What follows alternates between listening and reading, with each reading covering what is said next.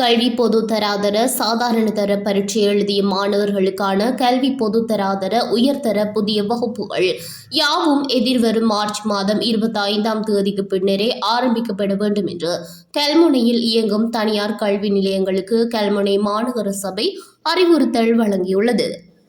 பெற்றோர்கள் மற்றும் பொதுநல அமைப்புகள் விடுத்த வேண்டுகோளுக்கு அமைவாக குறித்த மாணவர்களின் நலன் கருதி இத்தீர்மானம் மேற்கொள்ளப்பட்டுள்ளதாக கல்முனை மாநகர ஆணையாளர் AGM ராஃபி தெரிவித்துள்ளார்.